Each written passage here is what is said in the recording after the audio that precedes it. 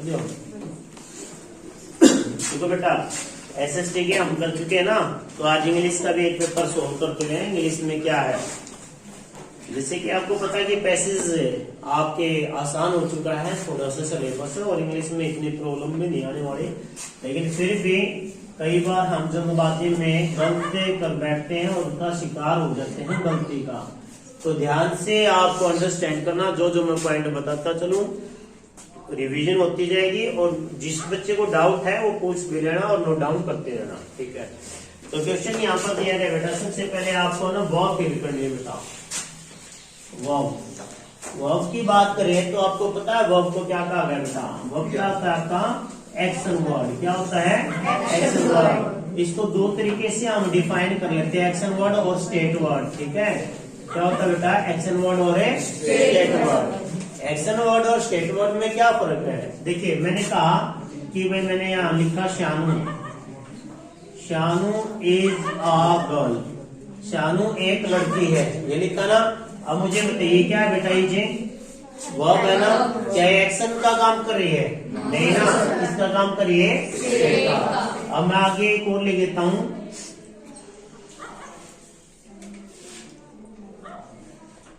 Shanu is reading, Shanu क्या कर रही है, पढ़ रही है। शानू क्या कर रही है, पढ़ रही है।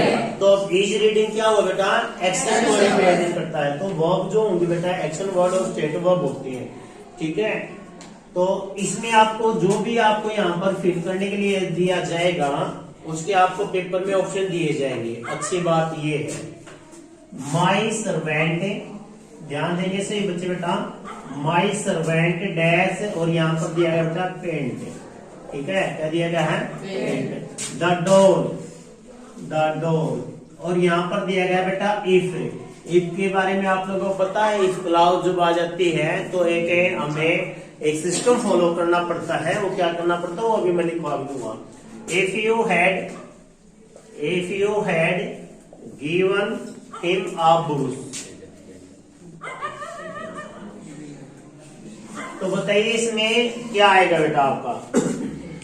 इसमें यही से बात करते हैं, ऑप्शन की बात नहीं करते। My servant has paint the door if you had given him a book. बेटा इफ के बाद में देखो ये सब्जेक्ट है, यहाँ पर क्या है बेटा हैड प्लस में क्या है वर्ब की third form, give, gave, given, given, third form है ना गिवन। तो अब यहाँ पर आप देखिए, जब हेड प्लस में वर्ब के थर्ड फॉर्म है ना बेटा, तो यहाँ पर आपको वुड हैव पेंटेड करना पड़ेगा। क्या लगाना पड़ेगा, वुड हैव पेंटेड। क्या लगाना पड़ेगा यहाँ पर, वुड हैव। ये क्या हो जाएगा, हैव के साथ क्या आती है वर्ब की थर्ड फॉर्म। क्या आती है बेटा, वर्ब की थर्ड फॉर्म। आपने पढ़ा है एक प्लस B1 हो तो क्या आएगा बेटा, वर्ब की सेकंड फॉर्म होती तो आप क्या भरते हैं, हेड प्लस वर्ब की थर्ड फॉर्म। जब हेड प्लस वर्ब की थर्ड फॉर्म है तो आपको क्या बनना बेटा, वुड हैव प्लस में वर्ब की थर्ड फॉर्म। समझ में आ रही बात है। V1 हो तो आप क्या भरते हो, विल प्लस में वर्ब की फर्स्ट फॉर्म। V1 हो तो क्या भरते हैं बेटा, विल प्लस में इफ वाले केस में, इस वाले केस में, इफ वाले केस में। तो यहाँ पर क्या आ जाएगा, my servant would have painted the door, मेरा नौकर दरवाजे पर पेंट कर लेता, ठीक है। अगर you had given him a brush, अगर तुमने उसको एक ब्रश दे देते, अगर तुमने उसको एक ब्रश दी होती तो वो दरवाजे पर क्या कर लेता, पेंट कर लेता। लिख लिया, ये याद रह जाएगा। ये बैठा जेंटलमैन है, तो समझ में आया बेटा। V2 हो तो हेड प्लस वर्ब की सेकंड फॉर्म लगाना है यहाँ पर इफ के बाद में, और यहाँ पर क्या बेटा हेड प्लस गिवन है तो आपको क्या लगाना है, वुड हैव वर्ब की थर्ड फॉर्म। पहला समझ में आया। विल पेंट दिया गया था बेटा, हेड पेंटेड दिया गया था, would have painted, would paint. तो आपको याद रखना है। समझ में आया पहला। दूसरे में क्या कहा गया वो देखिए, दे डैश, यहाँ पर है दे डैश लीव। लीव क्या बेटा आपकी वर्ब, लीव क्या है वर्ब। इसकी सेकंड फॉर्म क्या होगी, लेफ्ट। थर्ड भी क्या होगी, लेफ्ट। ये क्या कहलाती है, प्रेजेंट। ये क्या कहलाती है, पास्ट। और ये क्या कहलाती है, past participle. Past participle. My servant sorry, they dash the park when we reached there, when we reached there। ये हो गया बेटा। देखो अभी यहाँ पर क्या करना, आप लोगों को क्या देखना बेटा, ऑप्शन में यहाँ पर लेफ्ट है, मैं एक बार लिख भी देता हूँ तुम्हारे ऑप्शन, ताकि तुम्हें थोड़ा सा ध्यान दिया जाए। है लेफ्ट है, और है बेटा यहाँ पर would be living, would be living, और यहाँ पर है बेटा हैड लेफ्ट। देखो वेरी गुड। आपने क्या देखना बेटा, जो वैन का केस आए, ठीक है, क्या है बेटा, वैन का केस। वैन केस हो, केस नंबर 1 याद कर लेंगे। केस 1 में हमने क्या पढ़ा कि जब वैन आए, क्या है बेटा, वैन आई, यहाँ पर क्या है आपका सब्जेक्ट, और यहाँ पर क्या बेटा वर्ब की सेकंड फॉर्म। रिच, रिच मतलब पहुंचना, रिच से क्या बनी आपकी रिच, रिच सेकंड फॉर्म हुई है। जब वैन प्लस सेकंड फॉर्म हो तो बेटा वहां पर केस आपका आ जाएगा, क्या आ जाएगा, अभी हमने पढ़ा है कि वर्ब की सेकंड फॉर्म हो तो क्या लगाना है, हैड प्लस वर्ब की थर्ड फॉर्म, हैड प्लस में वर्ब की थर्ड फॉर्म, तो यहाँ क्या आ जाएगा, हैड, क्या आ जाएगा बेटा, हैड लेफ्ट। अब वैन के 2 केस होते बेटा। एक तो केस हमने क्या पढ़ा है कि वैन प्लस क्या हो, वर्ब की सेकंड फॉर्म। एक और होगा बेटा, वैन प्लस वर्ब की सेकंड फॉर्म होगा और वहां पर हेड लेफ्ट नहीं आएगा, क्या आ जाएगा, वाज वर और वर्ब की फर्स्ट फॉर्म के साथ आईएनजी। क्या आ जाएगा बेटा, वाज वर और वर्ब की फर्स्ट फॉर्म के साथ क्या आ जाएगा, आईएनजी। समझ में आया? यहाँ पर क्या देखने को मिलेगा कि कोई काम था वो उस समय क्या बेटा चल रहा था, क्या था, कोई काम उस समय पर कंटिन्यूस था, चल रहा था। यहाँ पर क्या है, they had left the park, way park से जा चुके थे जब मैं वहां पर पहुंचा। जब मैं वहां पर पहुंचा तो पार्क से जा चुके थे। जब मैं वहां पहुंचा तो वो खेल रहे थे, इस टाइप का सेंटेंस है। वहां पर 2 ही केस होगा, वैन, लेकिन आपके एग्जाम में ज्यादातर ये आता बेटा वैन प्लस में आपकी वर्ब की सेकंड फॉर्म होगी तो आपको क्या बनना बेटा, हैड प्लस में वर्ब की थर्ड फॉर्म। ठीक है, वैन से 2 केस रह जाएंगे ना बेटा, याद है।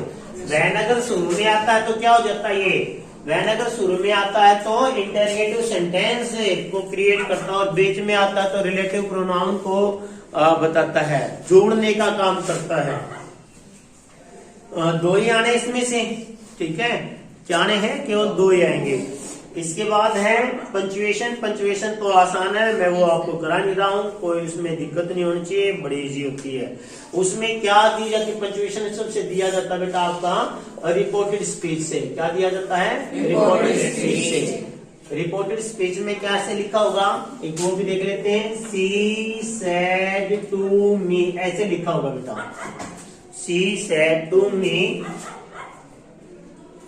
Are you going with me, are you going with me, ऐसे कहेंगे कि भाई इसको पंचुएट करीजिएगा। इसको पंचुएशन का मतलब विराम चिन्हों का सही यूज, यानी कि हिंदी में लिखे हुए या इंग्लिश में लिखे हुए वर्ड को आपने क्या करना है, सही तरीके से प्रॉपर अरेंजमेंट में लिखना। ये गलत नहीं लिखा गया है, इसी में आपको comma, inverted comma, full stop, जो जो आपके यहाँ पर जो साइन आते हैं वो आपका यूज करना, पंचुएशन जो मार्क आते हैं उनका यूज करना।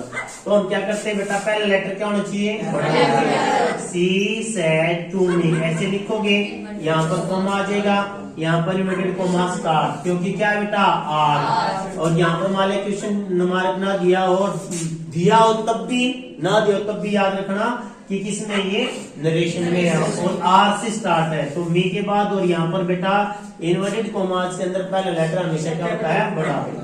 Are you going with me, are you going with me, इस तरीके से आपने इसको करना होता है। पंचुएशन मार्क का यूज ऐसे करना होता है।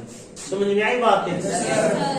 यानी कि छोटे हो उनको बड़ा करना है, और बड़े तो देंगे नहीं कि बच्चों को छोटा कर, उसको छोटे को ही बड़ा करना होगा। फुल स्टॉप कहाँ लगेगा, कोमा कहाँ लगेगा, सेमीकोलन कॉलन कहाँ लगेगा, ये आपका पंचुएशन के अंदर आता है। आगे पूछेगा आर्टिकल फिल करना बेटा, कीप टू डैश राइट, क्या आएगा इसमें? Keep to the right, keep to the right. तो इसमें क्या आ जाएगा आपका द मोर। यहाँ पर दिया गया बेटा मैरियर, बताइए क्या आएगा इसमें? ये क्या है बेटा? मोर क्या है? एडजेक्टिव ऑफ डिग्री, एडजेक्टिव है ना। ER आ जाए, RE आ जाए, EST आ जाए, डिग्री में अब द मोर द मोरियर क्या आ जाएगा बेटा इसमें? The merrier, the higher and the cooler भी आ जाता है, ठीक है ना, याद रखना बेटा। अगला है दो दिए गए, बड़ा आसान पेपर बना दिया गया आपकी बार आप लोगों के लिए। अगला दिया गया इनडायरेक्ट स्पीच, आपको बतानी है इनडायरेक्ट स्पीच में। इनडायरेक्ट स्पीच में दिया गया बेटा the teacher said to the student, the teacher said to the student stop making noise, stop making a noise, ये दिया गया था। क्या दिया गया? The teacher said to the students stop making a noise. समझ में आई बात है? तो हम देखते हैं कि भाई ये क्या है, इसमें पहले नोट करना है कि क्या क्वेश्चन मार्क तो नहीं है, नहीं है, क्वेश्चन मार्क तो नहीं है ना बेटा, नहीं है, तो इंटेरोगेटिव तो सेंटेंस नहीं है। इंटेरोगेटिव सेंटेंस होगा तो आपको पता ही होगा हम क्या करते हैं बेटा, इन्वर्टेड कोमा हटा के हम किसका यूज करते हैं, या तो इफ का करते हैं, WH फैमिली को एज इट इज रखते हैं। समझ में आई? जब क्या हो, क्वेश्चन मार्क हो। अब इसके बाद क्या करना होता है, अगर यहाँ पर ये दिया गया है कि स्टॉप मेकिंग अ नॉइज, तो हम देख रहे हैं कि सर ये तो किससे स्टार्ट है, वर्ब से स्टार्ट है, और वर्ब से स्टार्ट होने वाले सेंटेंस कौन से होते हैं? Imperative sentence. कौन से होते हैं बेटा? Imperative sentence. और इंपेरेटिव सेंटेंस में सेड टू को बदलते हैं हम या तो ऑर्डर में, एडवाइज में, वार्न में, सजेस्टेड में बदलते हैं ना बेटा। इस तरीके से हमें उसको बदलते हैं। The teacher said to the student stop making noise, अध्यापक ने बच्चों को ऑर्डर दिया होगा या एडवाइस दी होगी? ऑर्डर दिया होगा। क्या दिया होगा बेटा? और इंपेरेटिव सेंटेंस में जैसे हमने पढ़ा था कि इंटेरोगेटिव सेंटेंस में क्वेश्चन मार्क हो, अगर हेल्पिंग वर्ब से स्टार्ट है तो हम इफ या वेदर का यूज करते हैं, इफ या अगर WS से है तो हम उसको चेंज नहीं करते। तो अगर यहाँ इंपेरेटिव सेंटेंस है तो इसको बेटा हम बदलते हैं किसमें? किसमें बदलते हैं? अगर यहाँ पर बेटा डू नॉट होता तो हम कहते सर नॉट में चेंज हो जाता, किसमें हो जाता बेटा? नॉट में चेंज हो जाता। चलिए चेंज करते हैं इसको। द टीचर सेम में टीचर रहेगा बेटा, the teacher order the students to stop making.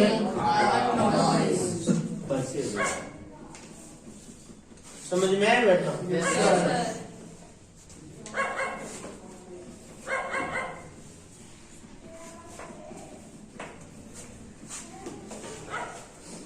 अब यही क्वेश्चन हम देख लेते हैं कि इंटेरोगेटिव सेंटेंस में होता तो फिर कैसे करते हैं। इंटेरोगेटिव सेंटेंस में यही होता बेटा, the teacher said to the student, said to the student से, और यहाँ पर होता why are you making a noise, why are you making a noise. अब ऐसे होता बेटा ये, the teacher said to the students why are you making a noise. तो हम देख रहे हैं कि यहाँ पर क्या बेटा? Question mark. अब क्वेश्चन मार्क आया तो ये हमें पता होना चाहिए कि यहाँ पर देखो हेल्पिंग वर्ब से है, नहीं सर WH से, तो चेंज नहीं होगा। तो यहाँ पर क्या है? सेड टू को ऑर्डर में है। भाई तुम शोर क्यों कर रहे हो? पूछ रहे हैं ना बेटा, तो पूछ रहे हैं तो क्या होगा इसमें? आस्क। तो क्या होगा? आस्क में। और वहां पर किसमें बदला था आपने? इसमें ऑर्डर में। तो ध्यान रहे कि बेटा जब भी क्वेश्चन वर्ड आएगा वाक्य तो आपने सेड टू को किसमें बदलना है? आस्क में। किसमें बदलना है बेटा? आस्क में। क्योंकि कंफ्यूजन कई बार सबको हो जाती है, ठीक है, आपको नहीं रखनी है, मुझे हो जाए क्योंकि मेरा एग्जाम नहीं है, आपको नहीं होनी चाहिए। तो क्या हो जाए बेटा? द टीचर, बोलिए क्या है तुम्हें? आस्क द स्टूडेंट्स वाई, अब क्या देगा यू, यू सेकंड पर्सन है बेटा, स्टूडेंट्स ज्यादा हुए, ज्यादा क्रिया क्या करेंगे हम, दे, वाई दे, हमारे किस में बदलते हैं, तो यहाँ पर क्या हो जाएगा, वर मेकिंग ये हो जाएगा। अंडरस्टैंड? तो दोनों में फर्क समझ में आया? ये क्या कौन सा सेंटेंस था, इंपेरेटिव, कौन सा है, इंटेरोगेटिव सेंटेंस में सेट को किसमें बदलना है, आसान सी चीज है बिल्कुल, ये गलत नहीं करना, मिस्टेक नहीं करनी पेपर में किसी टाइप की भी। कहीं तुम मिस्टेक कर बैठो, नंबर कटवा के बैठो बेटा, 80 में से 80 का टारगेट आपका होना चाहिए इंग्लिश से। इंग्लिश बहुत आसान है, ठीक है। क्या क्या रूल है, अगर नरेशन की बात करें तो V1 को किसमें बदलते हैं, V2 को सरे, यानी V1 के बाद क्या आएगा, V2, V2 के बाद क्या आएगा, V2 क्या लग जाएगा है, as M R, as M R किसमें बेटा, बहुत ऊपर किसमें है, किसमें बेटा, ठीक है। ये आसान है, कैन कुड में, माइट शैल शुड वुड में ये बदले जाएंगे, ठीक है। और सेटू को कब कब किस किस में बदलना, आस्क में कब बदलना, टोल्ड में कब बदलना है, और ऑर्डर एडवाइस प्रेड में कब बदलना है, ये अगर आएंगे क्वेश्चन तो हम आपको बताते चलेंगे। आगे देखिए, आगे क्या कहा गया बेटा, he said farewell my friends, important है, he said farewell my friends. अब यहाँ पर आपको देखो ये कौन सा साइन है बेटा, यहाँ पर है एक्सक्लेमेशन, कौन सा है बेटा, एक्सक्लेमेशन साइन है ना। तो किस प्रकार का सेंटेंस हुआ ये, एक्सक्लेमेटरी सेंटेंस हुआ, किस प्रकार का सेंटेंस हुआ ये, एक्सक्लेमेटरी सेंटेंस है। तो देखो ही सेड फेयरवेल माय फ्रेंड्स से, तो बेटा यहाँ पर आपका आंसर क्या आ जाएगा, बताओ मुझे क्या आ जाएगा, बताओ जल्दी से बताओ क्या होगा,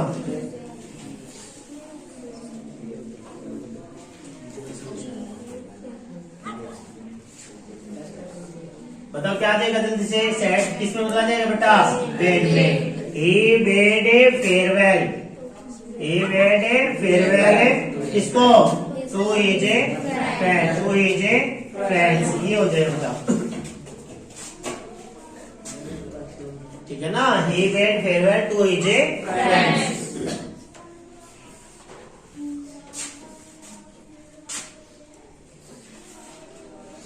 कर दो प्लेन।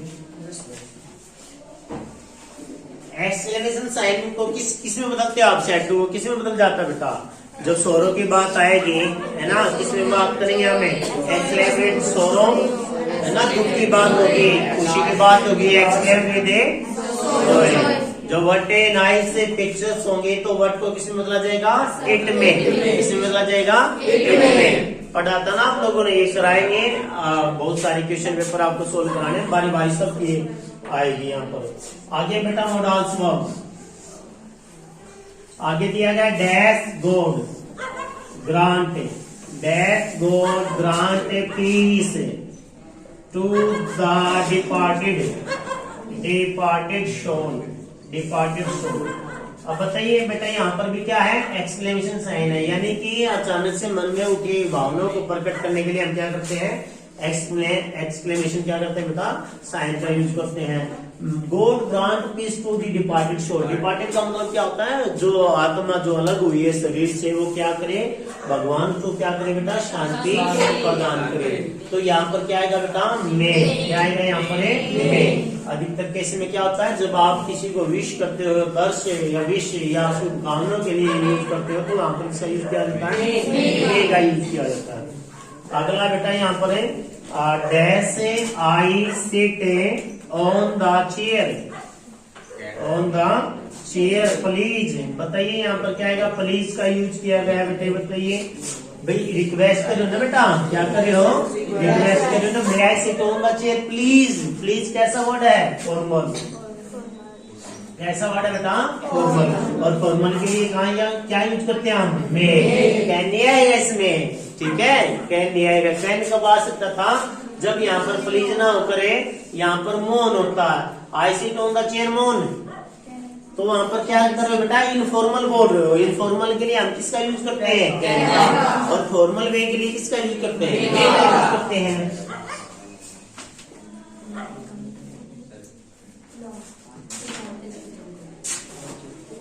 दोनों में ही मे का यूज हुआ है इस एग्जाम पेपर में।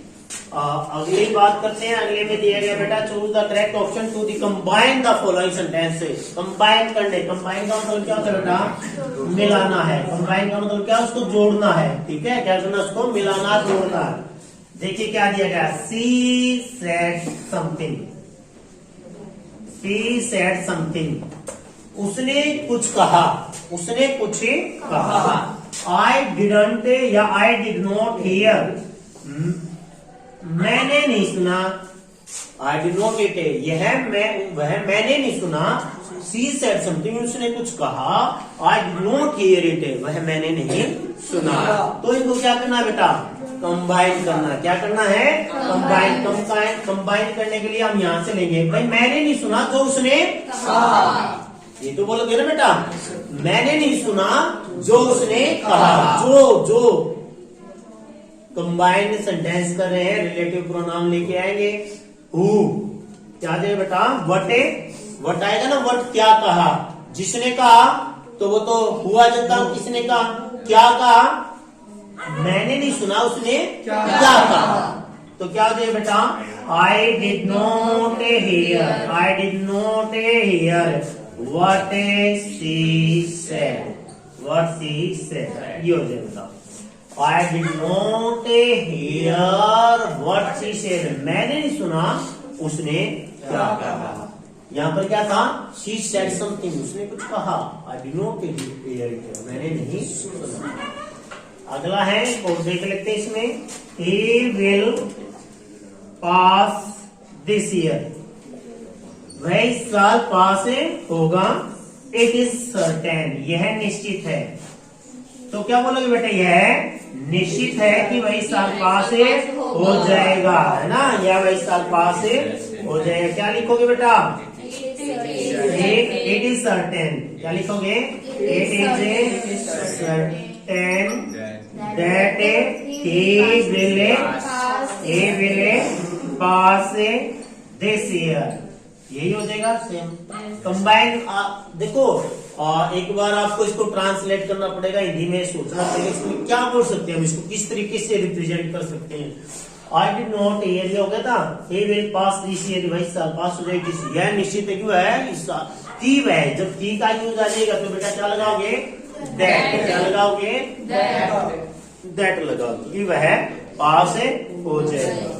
ये आपकी ग्रामर सेक्शन है बेटा जो आपने की है। ठीक है, कल दूसरे पेपर की करेंगे, फिर ऐसे ऐसे करके हर पेपर को सोल्व करते जाएंगे। और एग्जाम तक आपका सिलेबस इतना हो चुका होगा, ग्रेजुएशन तक भी आपको ग्रामर के, या जो बच्चे एसएसटी, ज्योग्राफी या पॉलिटिकल साइंस और इको जो भी पढ़ने वाले हैं, उनको कोई भी समस्या नहीं है, ये मेरी गारंटी है। बस उसके लिए आपको क्या करना पड़ेगा, जो वर्क दिया जाए उस वर्क को एक बार घर पर जाकर याद लिखना होगा, याद करना होगा, समझना होगा। ऐसे काम करके छोड़ देंगे तो काम नहीं चलने वाला। ठीक है, तो वही ध्यान जरूर रखें। जो